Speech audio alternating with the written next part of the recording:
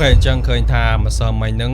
ដល់កយទីផ្សារបាទមិនថា stock មិនថា crypto ឬក៏មាសប្រាក់អីទេគឺសិតតែធ្លាក់ចុះមកក្រោមទាំងអស់គ្នាតែម្ដងបើកមើលទៅគឺក្រហមតែតពេញហ្នឹងតែម្ដងបើតាមទិន្នន័យចំនួនលុយបូកសរុបទាំងអស់ហ្នឹងទាំង stock crypto ទាំងមាសទាំងប្រាក់អីហ្នឹងគឺប្រហែលជា6 trillion ដុល្លារធ្វើបាន wipe out ចេញពីទីផ្សារតែម្ដងដោយលើកនេះវាធ្ងន់ដៃបន្តិចនិយាយទៅគឺវាម្ដងមកកាលវាត្រូវធ្លាក់ហើយវាធ្លាក់ទាំងអស់អញ្ចឹងណាព្រោះថាជាទូទៅបើសិនជាមាសឡើង crypto គឺវាធ្លាក់ដូចជាប្រហែលថ្ងៃមុនអញ្ចឹង crypto ធ្លាក់មាសឡើងប៉ុន្តែដល់ថ្ងៃនេះ crypto ក៏ធ្លាក់មាសក៏ធ្លាក់ stock ក៏ធ្លាក់ដូចគ្នា Bitcoin ឥឡូវហ្នឹងតម្លៃវាធ្លាក់មកប្រហែល 83k ជាងហើយមាសកាលពីម្សិលមួយថ្ងៃតម្លៃវាឡើងដល់ទៅ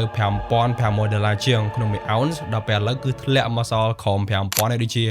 $4,900 ដុល្លារជាងក្នុងមួយ ounce ដែលខ្ញុំទើបតែបើកមើលមុនហ្នឹងហើយចំពោះមូលហេតុនៃការធ្លាក់ហ្នឹងក៏អត់ទាន់ដឹងច្បាស់ដែរតែខ្ញុំគិតថាដោយសារតែមនុស្សចាប់ផ្ដើមភ័យតទៅជាមួយនឹងស្ថានភាពសេដ្ឋកិច្ចពេលបច្ចុប្បន្នហ្នឹងហើយចាប់ផ្ដើមលក់ចេញនៅអ្វីដែលខ្លួនឯងមានហ្នឹងដែលធ្វើឲ្យទីផ្សារគឺវាធ្លាក់ចុះបែបហ្នឹងក៏រដ្ឋាភិបាលអីទាំងអស់ហ្នឹងក៏វាអាចជាផ្នែកមួយផងដែរប៉ុន្តែឥឡូវហ្នឹងក៏ឃើញថាដូចជាគេបានដោះស្រាយដែរដោយសារតែឥឡូវហ្នឹងសហរដ្ឋអាមេរិកក៏បានធ្វើកិច្ចព្រមព្រៀងថវិកាមួយដើម្បីជៀសវាងការបិទរដ្ឋាភិបាលនៅថ្ងៃ31ហ្នឹងប៉ុន្តែទោះបីជាយ៉ាងណាក៏ដោយទីផ្សារឥឡូវហ្នឹងក៏វានៅតែធ្លាក់ដដែលដែរអត់ទាន់ recover ឡើងវិញទេហើយយើងចាំតាមបានស្ថានភាពទីផ្សារបន្តទៀតថាវានឹងមានថ្ងៃកើតឡើងឬក៏យ៉ាងមានព័ត៌មានអីថ្មីចេញបន្តទៀតខាងធាវនាចក្រនឹងធ្វើការ update ចែកជូនដល់កាន់អ្នកគ្នាបន្តទៀតអញ្ចឹងសម្រាប់អ្នកអត់មានកណ្ដាលនៃ OKX អាចធ្វើការចុះឈ្មោះនៅ referral link ខ្ញុំបានដាក់នៅខាងក្រោម comment បានដើម្បីចូលរួមលេង campaign ទទួលបាន reward ក៏ដូចជាចូលរួមជាមួយនឹងក្រុម Signal VIP free របស់អាណាចក្រយើងក៏បាននៅក្នុង OKX ហើយបើសិនជាចង់ស្វែងយល់ពីចំណេះដឹង crypto បន្ថែមអ្នកគ្នាអាចចូលទៅ subscribe channel Telegram អាណាចក្រ .org ឬក៏ channel YouTube អាណាចក្រហើយបើសិនជាអាចកុំភ្លេចចូលទៅ follow TikTok អាណាចក្រម្នាក់មួយផង